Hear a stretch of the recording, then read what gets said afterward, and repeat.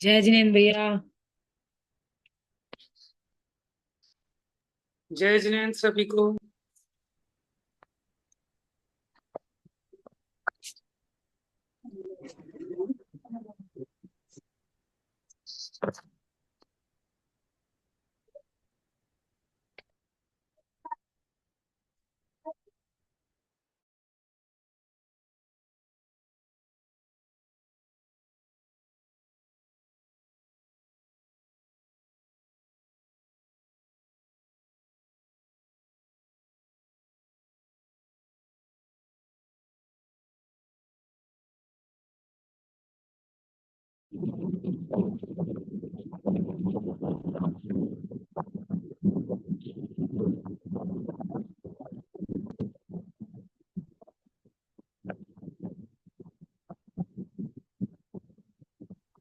नमो अरिहंताणं, नमो सिद्धाणं, नमो आयुर्याणं, नमो वज्रायाणं, नमो लोय सव्यसाहूनम्,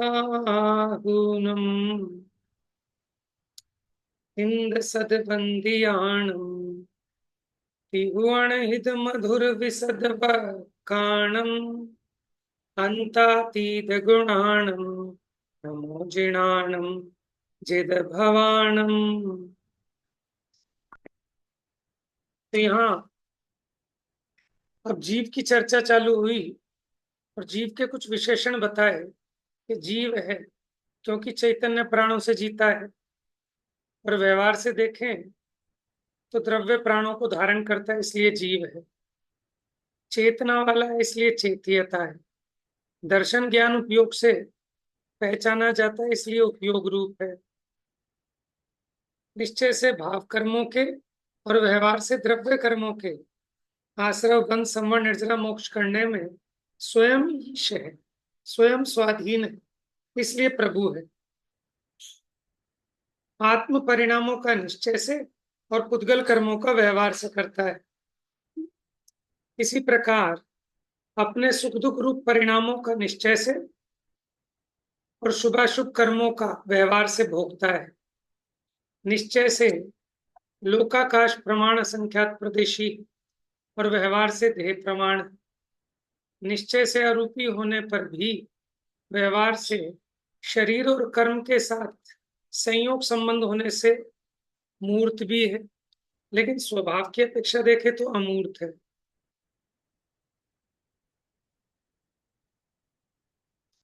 और निश्चय से अपने चैतन्य परिणाम माने विकारी परिणामों से युक्त है, और व्यवहार से उद्गल परिणाम रूप कर्म के साथ युक्त है इसलिए कर्म संयुक्त है।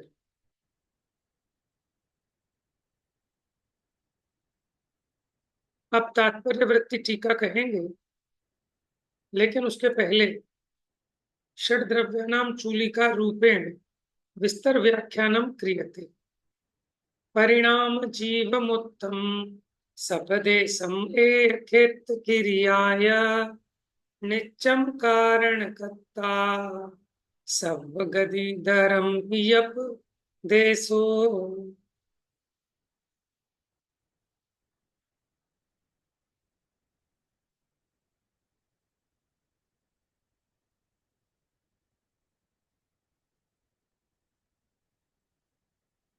हाँ जी, पढ़िए, कौन पढ़ेगा? पढ़िए पढ़िए। मैं पढ़ू? कौन पढ़ रहा है? हम्म। भैया कौन पढ़ रहा है? आप ही पढ़ रहे हो? ठीक है भैया। गाथार्थ से। हाँ जी। ठीक है बेटे, गेट बंद कर दे, आवाज आ रही है। गेट बंद कर दे। वे छह द्रव्य परिणामी, जीव, मूर्तिक, प्रदेशवान, एक क्षेत्र वाला, अवकाश दान समर्थ, क्रियावर्ती शक्ति वाले, नित्य, कारण, कर्ता, सर्वगत, एक क्षेत्रावगाही हैं। पढ़िए। परिणाम, जीव और पुद्गल स्वभाव तथा विभाव परिणामों के द्वारा परिणामी हैं। शेष चार द्रव्य धर्म, अधर्म, आकाश, काल विभाव व्यंजन पर्याय के अभाव से मुख्य रूप से अपरिणामी है। हाँ जी, देखिए, जीव और पुद्गल, इनमें स्वभाव रूप परिणमन भी होता है और विभाव रूप परिणमन भी, इसलिए परिणामी है। यद्यपि छह द्रव्य परिणामी है, लेकिन विभाव व्यंजन पर्याय चार द्रव्यों को नहीं होते। धर्म, धर्म, आकाश, काल। मेरा चश्मा टूटा, इसमें से दूसरा तो इनको विभाव व्यंजन पर्याय के अभाव की मुख्यता से अपरिणामी का, लेकिन कोई सर्वथा अपरिणामी ना समझ ले। अपना जो इनका स्वाभाविक परिणाम है वो तो निरंतर हो ही रहा है। ब्लैक कलर की धूल चल। हाँ जी, तो सभी छह द्रव्य परिणाम सहित है। आगे, जीव। जीव शुद्ध निश्चय से विशुद्ध ज्ञान दर्शन स्वभाव शुद्ध चैतन्य प्राण शब्द से कहा जाता है। उस चैतन्य प्राण से जो जीता है वह जीव है। व्यवहार न से कर्मोदय जनित द्रव्य भाव रूप चार प्राणों से जीता है, जिएगा और पूर्व में जीता था, वह जीव है। और पुद्गल आदि पांच द्रव्य अजीव रूप हैं। देखिए, कुछ विशेषण है और छह द्रव्यों पर लगा रहे हैं कि जीव ये विशेषता है। इसमें जो चैतन्य प्राणों से जीता है, ज्ञान दर्शन स्वभावी, ठीक है, वो जीव है। और व्यवहार से देखें तो जो कर्मोदय जनित भाव प्राण है उनसे जीता है, जीता था और जिएगा। उसके अलावा पुद्गल आदि पांचों अजीव है। मुक्तो माने मूर्तिक। पढ़ी। मुत्तो अमूर्त शुद्धात्मा से विलक्षण स्पर्श रस गंध वर्णवान को मूर्त कहा जाता है। उसके सद्भाव से पुद्गल मूर्त है। जीव द्रव्य भी अनुपचरित असद्भुत व्यवहार से मूर्त है। शुद्ध निश्चय न से अमूर्त है। धर्म, अधर्म, आकाश तथा काल द्रव्य अमूर्त हैं। देखिए, ये व्यवहार ने की अपेक्षा जीव को मूर्तिक भी कहा, क्योंकि शरीर और कर्मों का संयोग है। तो शरीर और कर्म सहित देखना ये अनुपचरित असद्भुत व्यवहार न्याय का विषय है। इसलिए अनुपचरित असद्भुत व्यवहार न्याय से जीव मूर्तिक है। लेकिन अगर शुद्ध निश्चय न्याय से देखे तो आत्मा संसार दशा में भी रहता हुआ आत्मा तो अमूर्तिक ही है। धर्म, अधर्म, आकाश, काल ये भी अमूर्तिक है। अकेला पुद्गल मूर्तिक है। सपदेशम। लोक लोक मात्र प्रमाण असंख्यात प्रदेश लक्षण वाले जीव द्रव्य से आरंभ करके पांच द्रव्य पंचास्तिकाय नाम से सप्रदेशी हैं।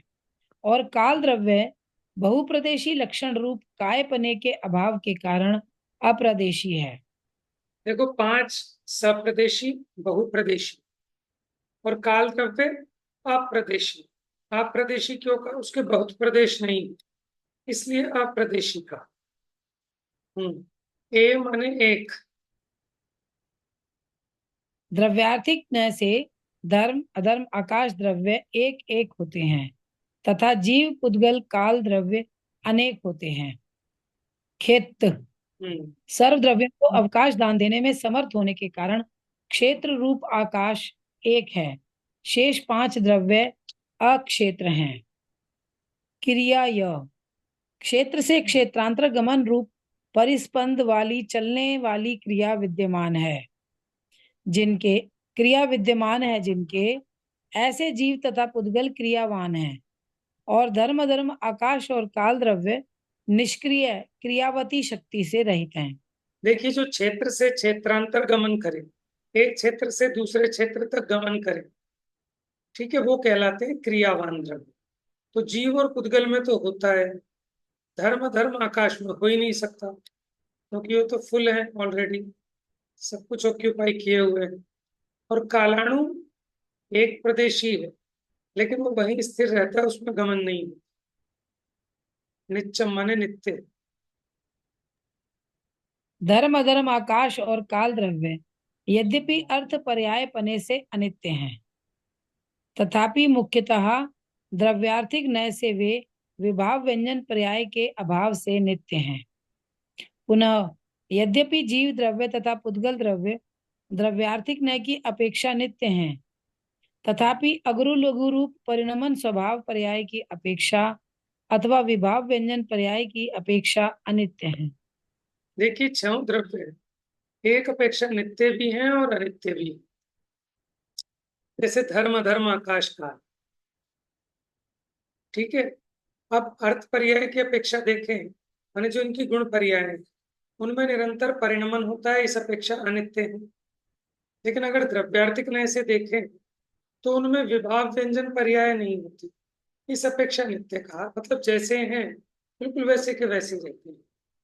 जीव और पुद्गल द्रव्यार्थिक नय की अपेक्षा नित्य और पर्याय आर्थिक नय की अपेक्षा अनित्य है।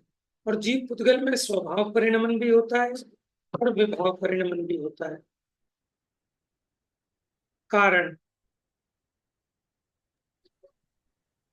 भैया ये क्या बताया, तथापि अगरु अगुरु लघु रूप परिणमन स्वभाव पर्याय की अपेक्षा। अगुरु लघु रूप मतलब इसमें क्या आएगा? गुरु लघुत्व नाम का एक गुण है, जिसके कारण षटगुनी हानि वृद्धि रूप परिणमन निरंतर होता है सभी द्रव्यों में। तो उस अपेक्षा तो सभी द्रव्य अनित्य है, क्योंकि अगुरु लघुत्व गुण के कारण सभी द्रव्यों की सूक्ष्म पर्याय होती है, एक एक समय भर, और वो उनका स्वभाव है, क्योंकि बिना उन पर्यायों के कोई भी वस्तु नहीं रहती। तो ये उस अपेक्षा अनित्य है। और जीव पुद्गल में विभाव व्यंजन पर्याय भी होती है, जैसे मनुष्य है, मनुष्य पर्याय का नाश हो गया, तिर्यंश पर्याय हो गई, उसका नाश हो गया, इस अपेक्षा भी अनित्य है। कारण उद्गल धर्म अधर्म आकाश काल द्रव्य व्यवहार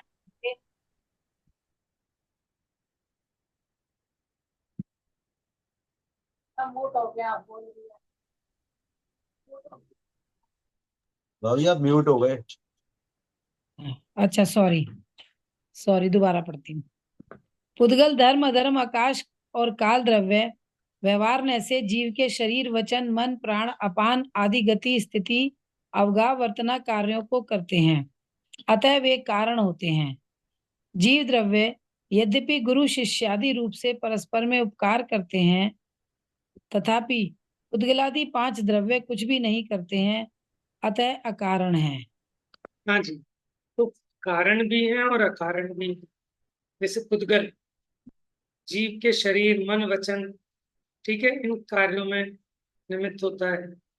प्राण श्वासोच्छ्वास, धर्म गति में, अधर्म स्थिति में, आकाश अवगाहन में, काल द्रव्य वर्तना में कारण है। ठीक है, इसी परस्पर में जीव आपस में परस्पर उपग्रह जीवाना, आपस में एक दूसरे का उपकार करना, इस अपेक्षा कारण है। ठीक है, तथापि जैसा जीव में आपस में उपकार होता है, ऐसा पांच द्रव्य कुछ भी नहीं करते। जैसा जीव जीव में आपस में होता है, ऐसा नहीं होता पांच द्रव्यों का, इस अपेक्षा वो अकारण है। कत्ता, कत्ता माने करने वाला, बड़ी। भैया ये गुरु शिष्य आदि रूप से परस्पर में उपकार करते हैं, ये ऐसे ही जैसे कि मतलब कोई आप हमें पढ़ा रहे हो हम पढ़ रहे हैं, या कोई किसी को कुछ बता रहा है, यही चीज हाँ, इस मानी जाएगी? अपेक्षा, क्योंकि गुरु शिष्य का उपकार करते हैं और शिष्य गुरु की सेवा आदि करके उनका उपकार करते हैं। तो इस प्रकार का जैसा जीवों में उपकार पाया जाता है, ऐसा पुद्गल आदि पांच द्रव्य नहीं करते, इसलिए उनको अकारण कहा। यद्यपि किसी अपेक्षा कारण भी गति में स्थिति में वो कारण पड़ते हैं। कर्ता शुद्ध परिणामिक परम भावग्राही शुद्ध द्रव्यार्थिक नय से यद्यपि बंध मोक्ष द्रव्य भाव रूप पुण्य पाप घटपटादि का जीव अकर्ता है, तथापि वह अशुद्ध निश्चय से शुभोपयोग अशुभोपयोग रूप परिणत होता हुआ पुण्य पाप बंध का कर्ता और उसके फल का भोक्ता होता है। जीव विशुद्ध ज्ञान दर्शन स्वभाव में निज शुद्धात्म द्रव्य के सम्यक श्रद्धान ज्ञान तथा अनुष्ठान शुद्धोपयोग से परिणत होता हुआ मोक्ष का भी कर्ता और उसके फल का भोक्ता है। शुभ अशुभ शुद्ध परिणामों का परिणमन ही कर्तृत्व है, ऐसा सर्वत्र जानना चाहिए। और पुद्गल आदि 5 द्रव्यों के अपने अपने परिणाम से परिणमन ही कर्तृत्व है। वास्तव में पुण्य पापादि रूप से अकर्तृत्व ही है। देखिए, दोनों चीजें घटित हुई कि कर्ता किसका है और अकर्ता किसका है। अब अगर शुद्ध पारिणामिक परम भावग्राही शुद्ध द्रव्यार्थिक न इसे देखें तो जीव बंध मोक्ष द्रव्य और भाव रूप पुण्य पाप घटपट आदि इन सबका अकर्ता है। लेकिन अशुद्ध निश्चय न इसे देखें तो अपने शुभ अशुभ परिणाम का करता है, ठीक है, उसके पुण्य पाप का बंध करता है, उसके फल का भोक्ता होता है। और विशुद्ध ज्ञान दर्शन स्वभाव रूप अपने शुद्धात्मा के सम्यक श्रद्धान ज्ञान अनुष्ठान रूप तो माने मोक्ष का भी करता है, बंध का भी करता है, ठीक है। अशुद्ध निश्चय न से अशुद्ध भावों का करता है, शुद्ध निश्चय न से शुद्ध भावों का करता है, और परम शुद्ध निश्चय न से न बंध का करता न मोक्ष का करता, मात्र सहज ज्ञाता।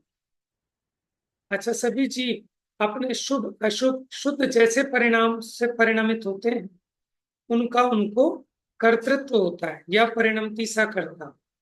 जो जिस भाव रूप से परिणमित होता है वो उसका करता है। और पुद्गल आदि 5 द्रव्य जो भी अपने अपने परिणामों को करते हैं, ठीक है, उन रूप से उनका जो परिणमन है वही उनका कर्तृत्व है, वो अपने उस परिणाम के करता है।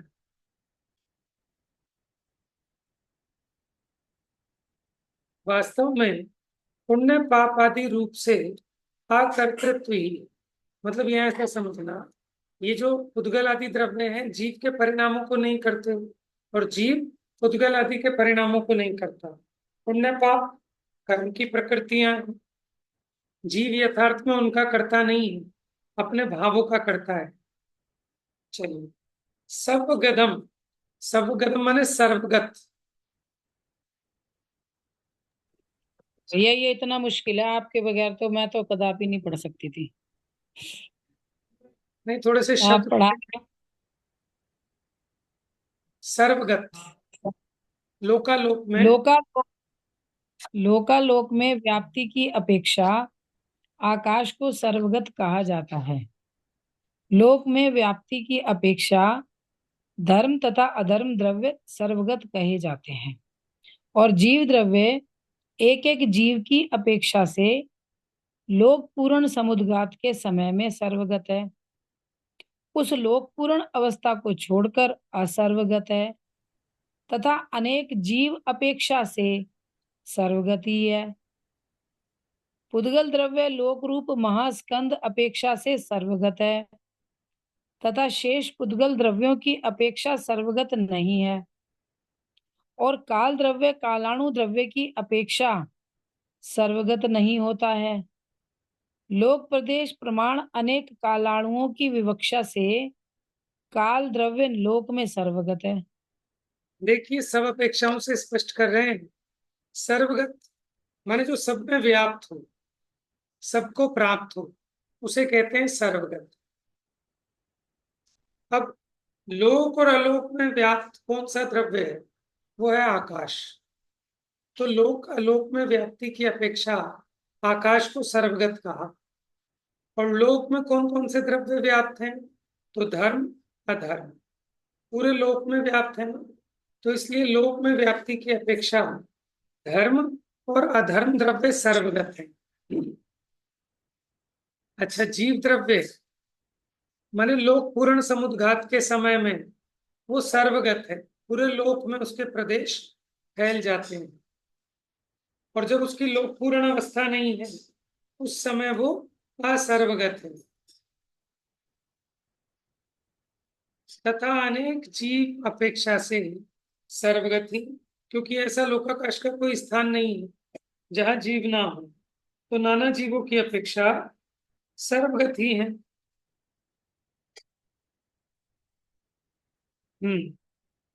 उद्गल द्रव्य लोक रूप महास्कंद की अपेक्षा, देखो एक पूरा महास्कंद है जिसमें आपकी आठों पृथ्वियां, ये सब कुछ जितनी पुद्गल की रचनाएं हैं ये सब उसमें कवर है, तो उस अपेक्षा पुद्गल सर्वगत है, जो महास्कंद रूप पुद्गल है। और अन्य जो पुद्गल हैं उसका अपेक्षा सर्वगत नहीं। काल द्रव्य जो कालाणु है वो एक प्रदेशी है, इसलिए वो सर्वगत नहीं है। और लोक प्रदेश प्रमाण अनेक कालाणुओं की विवक्षा से, क्योंकि लोक का एक भी प्रदेश ऐसा नहीं हो कि जहां कालाणु ना हो, नाना कालाणुओं की अपेक्षा काल द्रव्य सर्वगत भी है। भैया, जो अपना लोक है, लोक, वो जो आकृति बनी हुई है उसमें जो बीच में तो त्रसनाड़ी है, तो उसमें तो एक इंद्री से लेके पंचेंद्री तक सारे हैं, और त्रसनाड़ी के बाहर मतलब बिल्कुल ठसाठस भरे हुए हैं एक इंद्री। और एक इंद्रिय तो सभी जगह ठसाठस है, अंदर हो चाहे बाहर, ठीक है, क्योंकि अच्छा। सूक्ष्म सूक्ष्म और बादर एक इंद्रिय के भेद है ना, तो बादर तो किसी ना किसी के आधार से रहते हैं, लेकिन जो सूक्ष्म है वो तो तीनों लोकों में ठसाठस भरे हैं, और उनकी हिंसा नहीं होती, वो किसी का घात नहीं करते और किसी से उनका घात भी नहीं होता। तो सूक्ष्म एक इंद्रिय सभी जगह ठसाठस है, बादर में भी, ठीक है, कुछ ऐसे हैं जो अपने इंद्रिय गोचर हैं और बहुत सारे ऐसे होते हैं जो अपने इंद्रिय गोचर नहीं होते। तो वो निगोदिया कहलाते हैं सारे।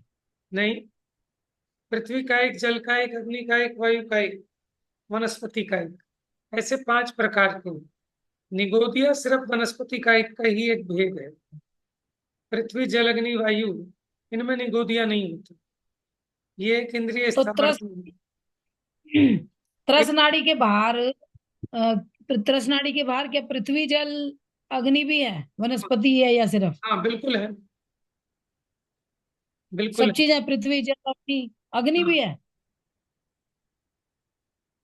सब होंगे, ठीक है। और 3 कंडीशन है जब त्रस जीव भी त्रस नाड़ी के बाहर पाए जाते हैं, ख्याल में है किसी को एक तो तो बताओ।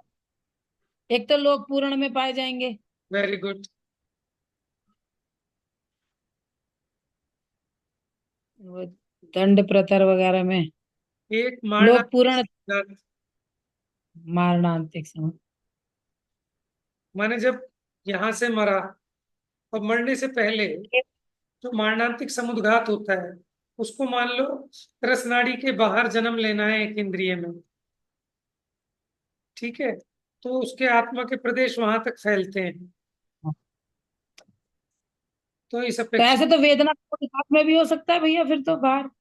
वेदना समुद्घात में अपने आत्मा के प्रदेशों से बाहर तो निकलते हैं, लेकिन ऐसा नहीं है कि वो त्रस नाड़ी के बाहर जाएंगे, वेदना समुद्घात में नहीं। और एक और रह गया उत्पाद अपेक्षा। उत्पाद में क्या होगा,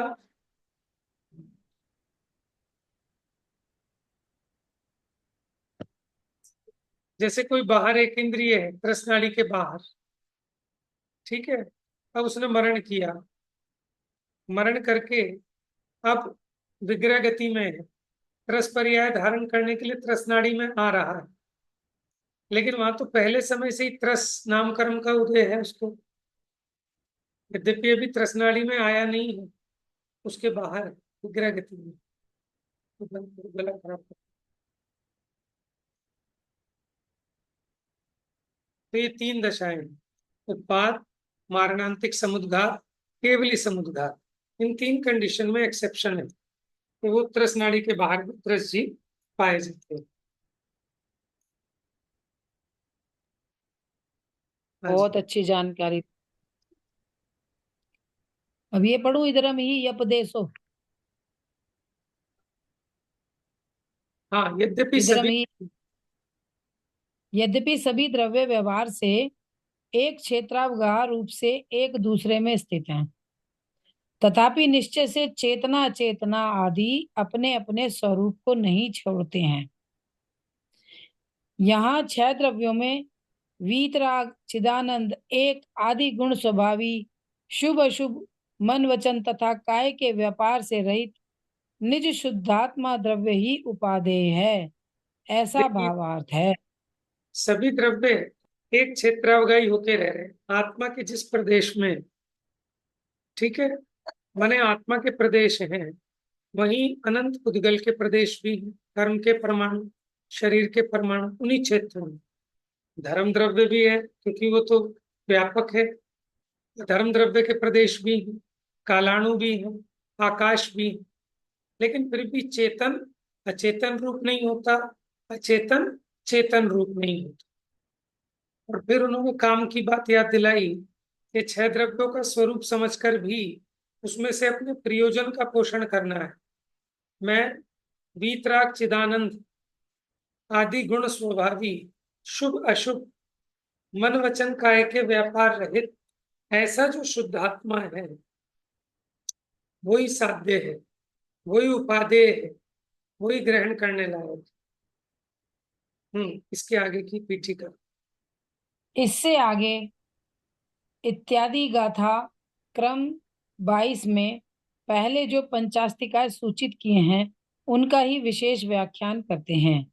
वहां पाठ क्रम से 53 गाथाओं द्वारा 9 अंतराधिकारों द्वारा जीवास्तिकाय का व्याख्यान प्रारंभ करते हैं। उन 53 गाथाओं में प्रथम पहले तो चार्वाक मतानुसारी शिष्य के प्रति जीव सिद्धि पूर्वक 9 अधिकार क्रम सूचनार्थ इस प्रकार एक अधिकार सूत्र गाथा है। देखिए, 53 गाथाओं में जीव की सिद्धि करेंगे और जितने अन्य मत है उनका भी खंडन हो जाएगा। अभी हमने 9 विशेषण पढ़े थे, ये 27 नंबर की गाथा में 9 विशेषण पढ़े। अब वो कहते हैं चार्वाक मत अनुसारी जो शिष्य है उसके प्रति जीव की सिद्धि के लिए 9 अधिकार क्रम सूचना के लिए एक अधिकार सूत्र बनाए।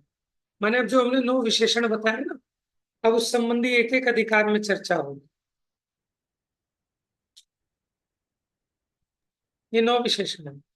तत्रादौ प्रभुता तावत् जीवत्वं देह मात्रता अमूर्तत्वं च चैतन्यमुपयोगा तथा क्रमात् कृतता भोक्तृता कर्म युक्तत्वं च त्रयं तथा कथ्यते योग पत्येन यत्र तत्रानुपूर्व्यता।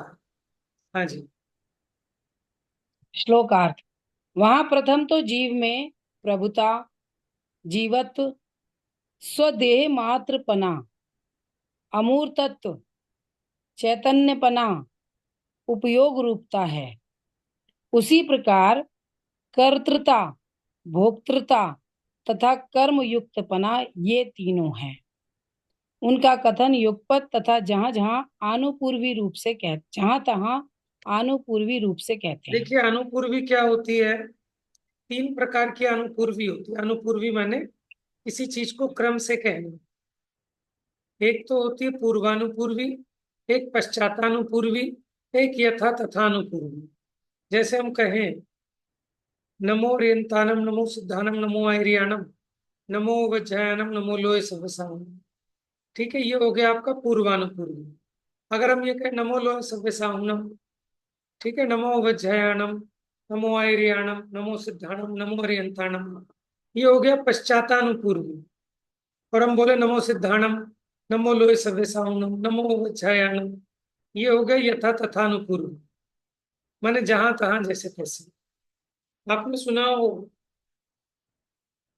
एक कई लोग ना तो पढ़ते हैं, जैसे नमोकार मंत्र की केवली होती है, क्या होता है, एक बॉक्स होता है, उसमें नंबर लिखे होते हैं 5 3 2 1।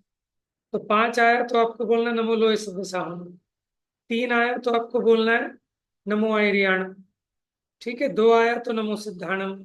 ऐसे ही हो गई यथा तथानुरूप, जहां तहां से। तो ये जो 9 विशेषण है, अब इनको यथा तथा अनुपूर्वी रूप से कहते हैं। बढ़िया।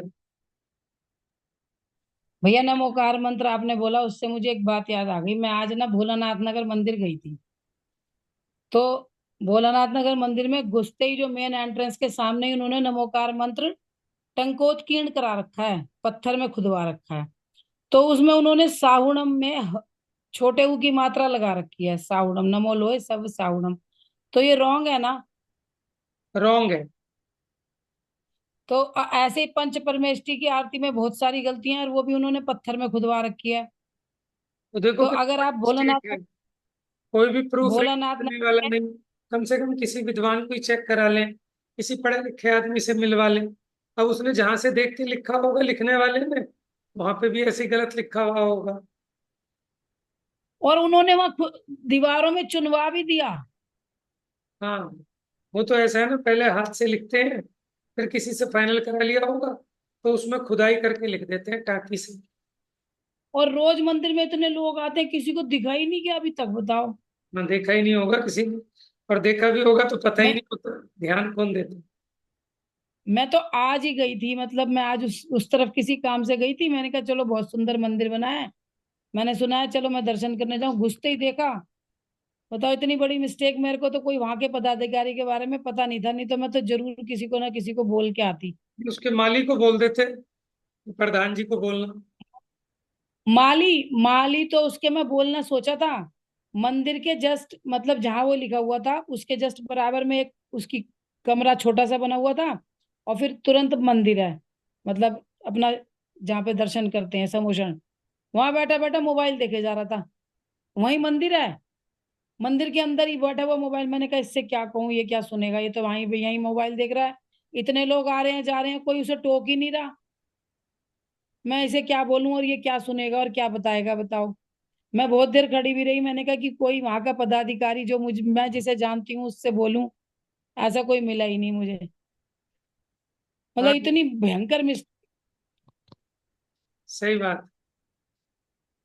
और वो भी टंकोत कर रखी है। हाँ हाँ, खैर करेक्शन तो हो सकती है उसमें भी। अच्छा, हो सकती है। हाँ, उसमें मसाला भर देंगे, मसाला भर के दूसरे तरीके से फिर करेंगे, पेस्टिंग हो जाती है आजकल सब चीजें।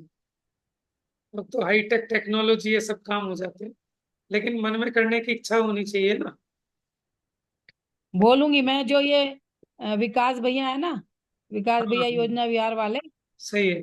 इनका जो इनका साला है रूप राजेश और वो, तो विकास भैया को बोलूंगी, वो हाँ, बोलेंगे अपने सालों को, वो आगे करता धरता है ना। रूप बिल्कुल। राजेश और उनके क्या नाम है उनका पिताजी का?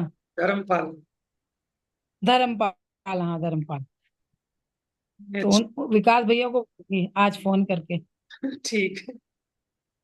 इतनी बड़ी गलती है, मतलब छोटी मोटी गलती है कोई ये? हम्म।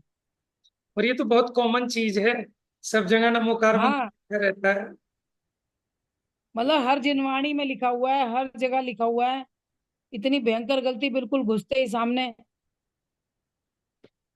आपने वो नमोकार मंत्र बोला ना, एकदम मेरी आंखों के आगे वो गलती आ गई। ठीक। चलो।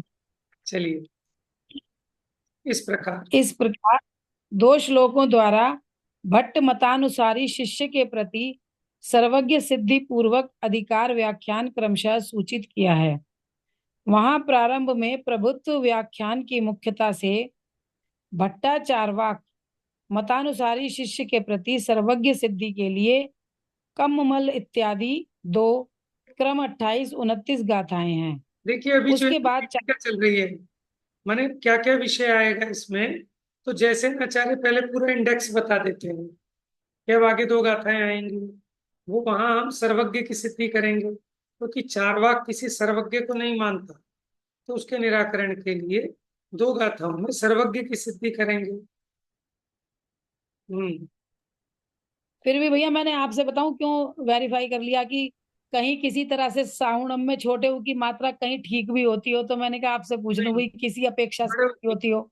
बड़े ऊ की मात्रा है, क्योंकि वो है ना कितने, 35 अक्षर और 58 मात्राएं। हाँ, तो वो अगर 5 पदों के 5 अक्षर। हाँ, क्योंकि बड़े ऊ की नहीं गिनेंगे ना तो फिर वो कम हो जाएगी एक मात्रा, क्योंकि ये तो अच्छा, ऐसा भी होता है? हम्म, मतलब बड़े ऊ की दो मात्राएं कहलाती हैं? हाँ, गुरु और लघु गिनी जाती है।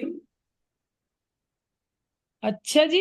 हम्म, ये तो बल्कि मैं यही सोच रही थी, मैंने कहा कि भाई छोटे ऊ की हो या बड़े ऊ की हो मात्रा तो फिर इसका मतलब 58 ही आएंगी। नहीं, पर ये तो आज पता घट चला जाती कि है, बड़े ऊ में दो घट जाती है ना फिर। अच्छा। और ये तो वैसे भी मंत्र है, गाथा छंद में है। हाँ, मतलब मैंने कहा हो सकता है किसी अपेक्षा से सही भी हो, मैं उनको बोल दूं फिर मेरा ही मजाक भाई उड़ाएं। आपने सुना है ना, धरसेनाचार्य के शिष्यों ने एक के दांत बाहर थे और एक के एक आंख कम हम्म। थी, तो जहां एक मात्रा कम हो गई, ठीक है, तो उसमें काणी देवी सिद्ध हुई। और जहां उसका एक स्वर या मात्रा बढ़ गई तो वो दांत फालतू वाली देवी सिद्ध हुई। वैसे भी हमारे धर्म की अभिनय भी तो है, कोई हाँ, दूसरा भी आएगा तो वो क्या सही बात, देखेगा क्या समझेगा। सही बात, बच्चा भी जाएगा कोई, एकदम सामने घुसते ही नमोकार मंत्र लिखा हुआ है और वो गलत लिखा हुआ हो, ये तो बहुत गलत बात है। सही बात। आज ही बोलूंगी मैं विकास भैया को। हाँ जी। उसके बाद चार्वाक अनुसारी शिष्य के प्रति जीव की सिद्धि के लिए जीवत्व व्याख्यानम रूप से इत्यादि तीन क्रमांक 30, 31, 32 गाथाएं हैं। हम्म, आगे न्यायिक मानसक तथा सांख्य मताश्रित शिष्य के प्रति जीव का स्वदेह मात्र पने की स्थापना के लिए इत्यादि दो क्रमांक 33, 34 गाथा सूत्र हैं। उसके बाद भट्ट चार्वाक मतानुयायी शिष्य के प्रति जीव का अमूर्तिक पना बतलाने के लिए इत्यादि तीन क्रमांक 35, 36, 37 गाथा सूत्र है। आगे अनादि चैतन्य के समर्थन रूप व्याख्यान के द्वारा फिर से चार्वाक मत के निराकरण के लिए इत्यादि क्रमांक 38, 39 दो गाथा सूत्र हैं। इस प्रकार अधिकार गाथा से प्रारंभ करके 5 अंतराधिकार के समुदाय रूप से 13 गाथाएं पूर्ण हुई। आगे चलिए, न्यायिक मतानुसार अब ये विषय ना कर लेंगे, समय हो गया है। बाकी चर्चा कर, जावानी के ज्ञान से सूझे लो कालो, सो वाणी मस्तक नमो सदा देता हूँ।